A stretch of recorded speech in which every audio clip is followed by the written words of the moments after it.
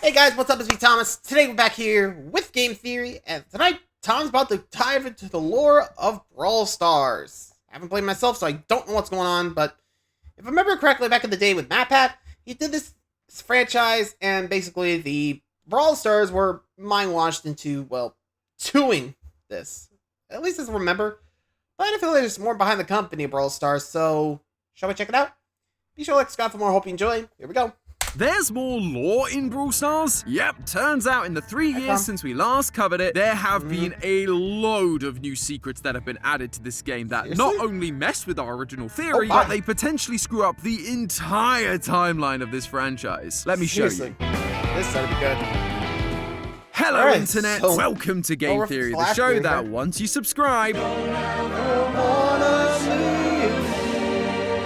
That's right, loyal theorists, we're finally paying another visit to the amusement park turned battle royale, Brawl Stars. If you don't remember, 3 years ago, we teamed up with Kairos Time to help break down the hidden lore of this game, because Matt and I initially weren't sure that there was going to be much in a top-down mobile game, but boy were we wrong. There was a secret hidden radio station, mysterious packages sent to YouTubers like Kairos, and the piece de resistance, a video designed to attract investors into financing the theme park. Trust me, it's more interesting than it sounds. This thing was full of references, cries for help, and surreal visuals that would make anyone's head explode. We discovered that this game was taking place in a theme park known as Star Park, and the matches we've been playing on our phones, they're completely real. As the host puts it, in the future, the children control a glowing rectangle. To do this, Star Park built a model version of the park full of these brawlers for us to control. But it turns out these brawlers aren't just mindless toys we're playing with. Throughout the video, we saw people asleep while still moving around, including some real-world versions of brawlers. This tied into Star Park's hidden radio station, the WKBRL, which would keep telling us to stay asleep, to not awaken, and to continue exercising and smiling throughout the day. This is your smile reminder. Smile, smile. Smile! This was then hypnotizing the guests, the staff, and yes, the brawlers. While their bodies were in a trance-like state, eating, exercising, and resting in the real park, their subconscious minds were being put into the model brawlers we were controlling, all with the goal of training their minds subconsciously into becoming super soldiers for world domination. Bet you didn't expect that from a random mobile game. It was a lot to cover, but that was basically the entire lore of Brawl Stars. Or so I thought. Until I went to VidCon. Firstly, I just want to say how great it was getting to meet so many of you there. Truly, it was a life-changing experience for me. But secondly, whenever I asked anyone what game they'd like me to cover in the future, the one response I kept getting over and over again was, you guessed it, Brawl Stars. And when I asked you why, you guys told me about a new set of videos, a secret CCTV feed that was full of that sweet, juicy lore. Lore that might actually poke a few holes into our initial theory. So, of course, I had to check it out, and you guys were not lying. There is a bunch of stuff that's happened since our last video, and it all paints a very interesting picture about the origins of Brawl Stars, the destruction of Star Park, and the ridiculous lengths Star Park is willing to go to for world domination. So, strap in, friends, keep your arms and legs inside the ride at all times, because we are about to ride the crazy coaster that is Brawl Stars lore. In late 2020, yeah, this is gonna be interesting. I mean, the fact we haven't been here in 3 years, there's gotta be a lot more lore than we knew back then. And it looks like the Brawl Stars are revolting. I mean, considering the destruction of the park, I wouldn't be surprised they just found a way to break the control and wreck the damn park. I mean, I wouldn't be surprised. That seems like the, basic formula. You try to control someone, they wreck your shit. Come on. Expect anything less? Anyway. 2023, Supercell held their regular live stream covering news and game updates called Brawl Talk. But midway through the stream, something strange happened. We were now watching the live stream on a CRT in what looked like a security office. Ah, the favorite room of theorists. All they needed was a couple of animatronics and dead kids, and my theorist senses would have drawn me to this stream immediately. But the real mystery was only just beginning. After the Brawl Talk, a security camera suddenly appeared in the Brawl Stars lobby screen, and if you tapped it, you would be taken taken to I don't that know, like, same whoa. security room. It's here that the game slowly began dropping its new lore. Watching the CCTV, we can see some familiar faces popping up. Brawlers like Bull, Bully. Leon, and Nita can all be seen throughout the park, except they're not Working. really doing anything. They're just acting like guests or employees at the park. No fighting, no brawling, no nothing. The brawler So what's Dynamite wrong? is also just doing his thing in the mines below the park. He blows up a wall to reveal a treasure trove of purple gems which he ecstatically scoops up. And this is where things take a turn. Dynamite visits the local diner and drops a gem on the counter in front of the friendly fry cook, Bull. Bull picks up the gem and something inside him changes. He rips off his uniform, slams a customer's face into a table, and then howls out of the diner a changed man. Seems more like a werewolf than a bull to me, but I don't want a face full of tables, so I'm gonna let that slide. good. As time goes on, more and more characters we know come into contact with these gems, and they change from peaceful inhabitants of Star Park into the chaotic brawlers from the game. They even gain their ability to respawn. Dynamite gets shot and left in a bush, only to bounce back out a few days later, totally fine. All of this finally culminates in the sentient cactus Spike standing in a cloud of green gas with spirits rising from the ground and him falling over lifeless amidst the burning remains of Star Park. Yikes. I totally understand why people wanted us to cover this. Before the gems were discovered, Star Park may as well have been a knockoff Disneyland. But once Very they're much, yeah, found, yeah. the whole place falls into mayhem, bringing the worst out of everyone who comes into contact with them. Bull even went so far as to shoot children in the face when they tried to steal his gem. Seems like one heck of a reaction from a previously mild-mannered fry cook, but it actually might have some basis in real-world science. What? Clearly, these gems are powerful. In the game, they're used to power machines, and in this footage, they have enough energy to mutate animals like Crow and bring inanimate objects to life like 8-Bit and Spike. This feels in line with the pop culture idea of how radiation works. But did you know that studies have actually been done on the long-term effects of radiation on human psychology? One of the side effects of long-term exposure due to things like radiation therapy was that patients began to exhibit more aggression after treatment, just like we see here with our brawlers. We also see this in the Star Park investor video. Our host slowly moves inside a cave that glows a familiar purple. Upon entering, his demeanor changes. 皆さんの言い訳なんてどうでもいい。お金にはもう興味ないんですか？ This man has remained calm and collected the entire video, including when he was having his hand burnt off by acid. And yet, suddenly, this is the moment he loses his composure and becomes aggressive towards the viewer. If you look closely at the scene, you can see an employee using a pickaxe. That's not a typical construction tool. He's mining for something. And notice how his orange jumpsuit looks almost white at the bottom here? The color is being blown out because he is standing right next to a light source. A light source that is also from making the the gem. entire cave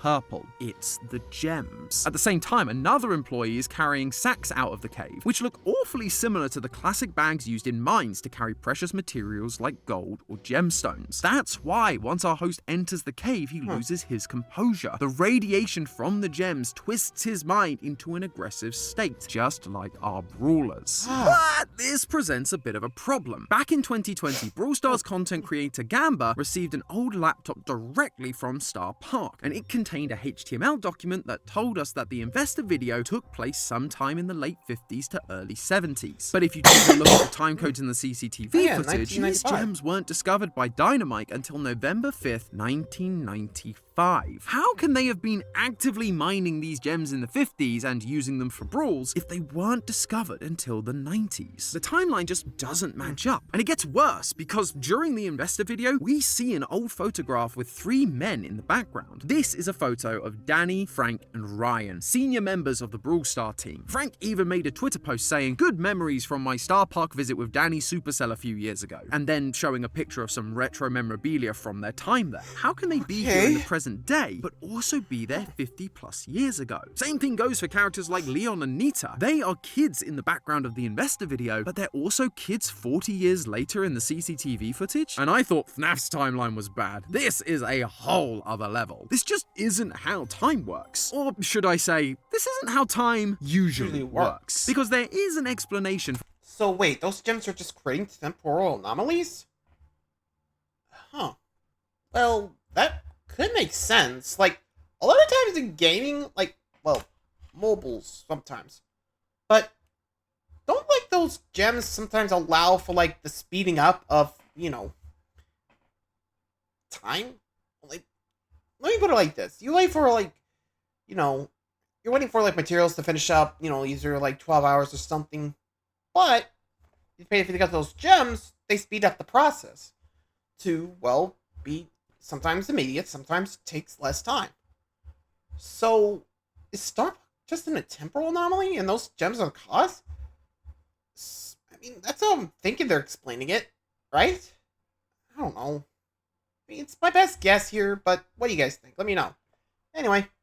For all of this timey-wimey stuff we're seeing, and it's one that's been right under our noses for years. Before the WKBRL streams were taken over by Star Park, a ranting man used the frequency to rant about various Star Park conspiracy theories. However, most of them have ended up being completely true, and they have been incredibly useful for figuring out the lore. So when I went back and heard him say this line, I took notice. Interdimensional theme parks. Do they exist? Obviously. Are they expensive? You bet your butt! Star Park has invented interdimensional theme parks. The word interdimensional means something existing or traveling between dimensions of space and time. Star Park exists between dimensions of time and space. This could explain a lot of the timeline issues we've been having. The gems were discovered in 1995, but thanks to Star Park's development of interdimensional theme parks and their control over time and space, they were able to go back in time and mine them in the 1950s. It could also allow you to bring the Brawl Stars developers back in time to visit the park in its prime. The question is, how? Well, I have one word for you theorists: wormholes. Wormholes are essentially portals that are connected together across time and space. One part of a wormhole could be here, in our universe at this very point in time, while the other end could be in the past, in the future, in a distant part of our universe, in another dimension entirely, or any combination of those. Right now, wormholes are just hypothetical, but they do follow Einstein's general rule of relativity, so they are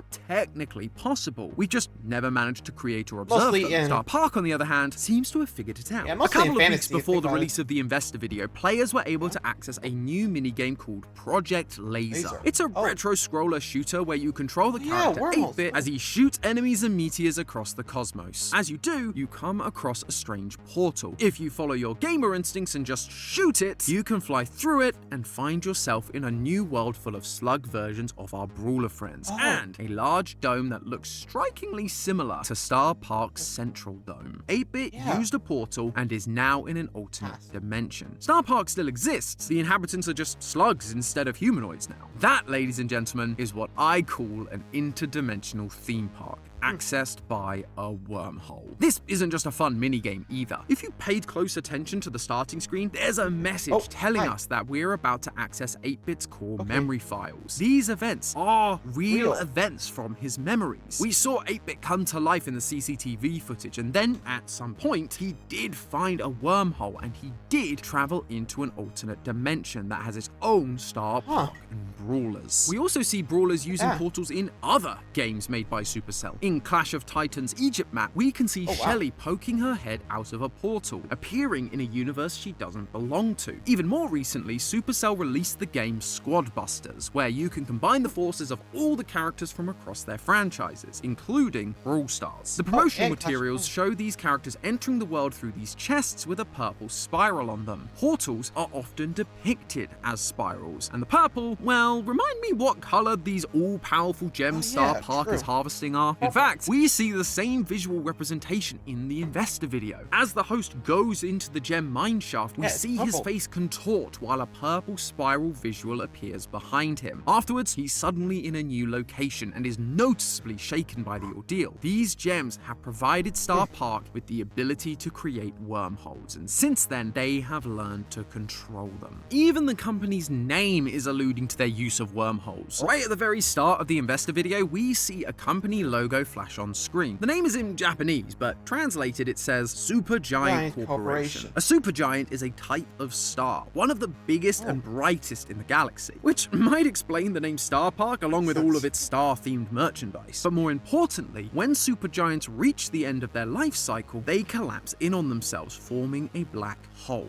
Now yes, black holes are not the same as wormholes. A black hole is basically a one-way trip to nothing. But scientists have theorized that you may may be able to connect two black holes together, or that a black hole could connect to a theoretical white hole. In both cases, that would turn a black hole into the opening of a wormhole. And what do we see at the end of the CCTV footage in 1995? A completely destroyed Star Park. A dying star, if you will. And when the star dies, it creates a black hole. This destruction in 1995 led Star Park to harness the power of the gems and create wormholes in order to go back to the 1950s and start over. It's kind of poetic when you think about it. But why are we seeing other versions of the park across dimensions like in 8-Bit's minigame? If the goal was just to fix their failed attempt at a park and become a bigger success, they could have done that with just one time travel trip instead of going interdimensional. And good luck trying to explain that cross-dimensional revenue when tax season comes around. It just doesn't feel like a viable business move. And that's because it isn't supposed to be. In our previous theory, we proposed that these brawlers had their minds separated from their bodies. Star Park was putting the minds of the brawlers into these tiny models that we see in the investor video in order to train them as super soldiers. Their bodies would remain active inside the real park, eating, exercising, and resting, all while in a trance-like state thanks to the Star Hat and WKBRL streams. Meanwhile, their subconscious minds were inside these models, able to partake in thousands of brawls, all while being controlled by us players. When they died in the game, they'd just have their minds transferred into a new model and go again. Eventually, they'd be pulled out of their trance with all the knowledge and experience of battle, ready to take over the world. At the time, this was our way of explaining how the characters were able to respawn. But as we saw in the CCTV footage, these characters kind of just can respawn thanks to the power of the gems. However, while the justification for their respawning may have been debunked, I still believe we're on the right track with the super soldier idea. We just need to think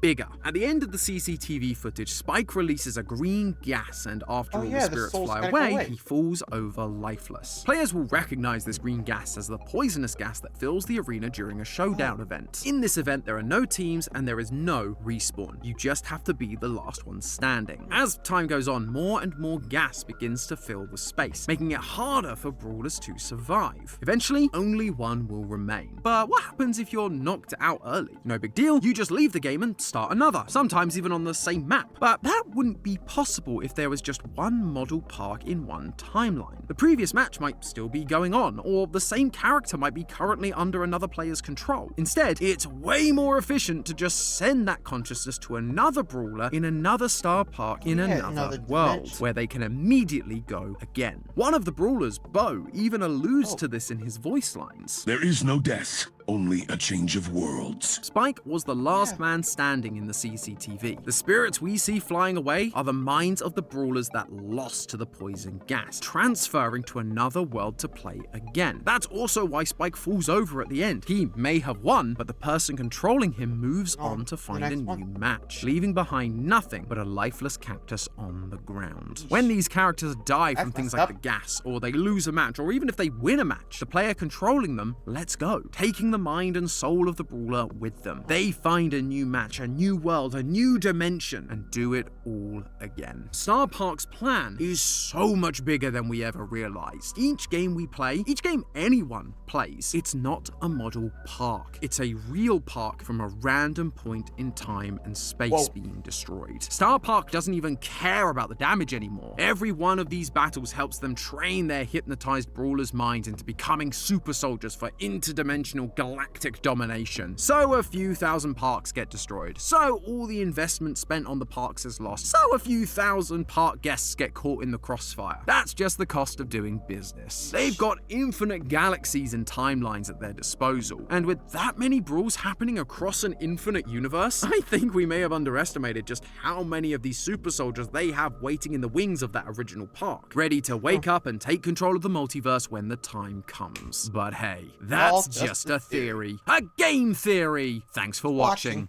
Who'd have thought there'd be so much— Yikes. That is messed up. But, still keeps in line with the original theory, doesn't it? Let me know, do you guys agree with it? Honestly, could be, but who knows? Till next time, like, subscribe for more. Hope you enjoyed. Adios.